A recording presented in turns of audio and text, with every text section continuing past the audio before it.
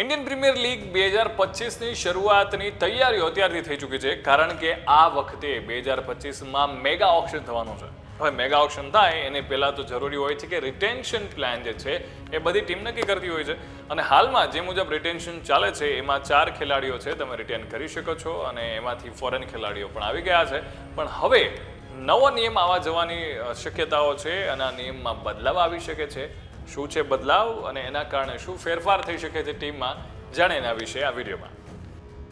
તમે જોઈ રહ્યા છો વાઇબ્સ ઓફ ઇન્ડિયા. મારું નામ છે ધીરાજ અને IPL 2025ની તૈયારીઓ શરૂ થઈ ચૂકી છે અને જેમાં હવે મેગા ઓક્શન પહેલા દરેક ટીમને જે રિટેન્શન પ્લાન આપવામાં આવશે કે જેમાં અમુક ખેલાડીઓ છે પોતાની ટીમમાં રાખી શકે અને એવી શક્યતાઓ છે કે આ વખતેની IPLમાં જે નવા નિયમ મુજબ 5 રિટેન્શન મળી શકે છે, જેમાં 3 ઇન્ડિયન પ્લેયર્સ અને 2 ફોરેનર પ્લેયરને તમે રિટેન કરી શકો છો અને મેચ ટુ કાર્ડ વાળો જે ઓપ્શન હતો એ કદાચ નહીં હોય આ વખતે, એવી શક્યતાઓ છે. અને જો આવું થયું તો એનો ફાયદો એ છે કે જે પણ ફ્રેન્ચાઇઝી છે એની બ્રાન્ડ વેલ્યુ છે બરકરાર રહેશે. ફોર એક્ઝામ્પલ વાત કરું કે વિરાટ કોહલી આટલા વર્ષોથી જે એક ટીમમાંથી રમે છે, રોહિત શર્મા એક ટીમમાંથી રમે છે, MS ધોની જે એક ટીમમાંથી રમે છે, એના કારણે એક ટીમની બ્રાન્ડ વેલ્યુ એસ્ટાબ્લિશ થતી હોય છે. હવે જો આ નિયમમાં કંઈક બદલાવ કરવામાં આવે તો ક્યાંક ને ક્યાંક આ બધા ખેલાડીઓ છે એ બીજી ટીમમાં જાય અને એક બ્રાન્ડ વેલ્યુ છે જનરેટ ના થાય.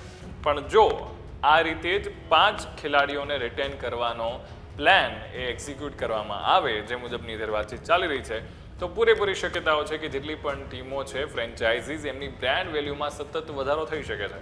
અને આ વખતે ખાસ કરીને જો મુંબઈ ઇન્ડિયન્સની વાત કરવામાં આવે તો રોહિત શર્મા, હાર્દિક પાંડ્યા, સૂર્યકુમાર યાદવ, જસપ્રીત બુમરાહ એવા ખેલાડીઓ છે કે જેને રિટેન કરવામાં આવી શકે છે. પણ એક બાજુ ચર્ચા એવી પણ છે કે સૂર્યકુમાર યાદવ અને એની સાથે રોહિત શર્મા છે એ કદાચ ટીમ સાથે ના રહે.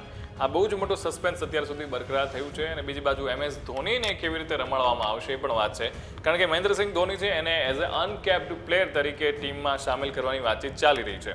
એટલે એ કદાચ એમને રિટેન ના કરે અને અનકેપ્ડ પ્લેયર તરીકે પોતાની ટીમમાં રાખે. જો આવું થયું તો પણ આ ઇતિહાસ રચાઈ શકે છે IPLમાં. તો તમને શું લાગે છે કે કયા કયા ખેલાડીઓ જે છે એ ફરજિયાત એમની ટીમે રિટેન કરવા જોઈએ?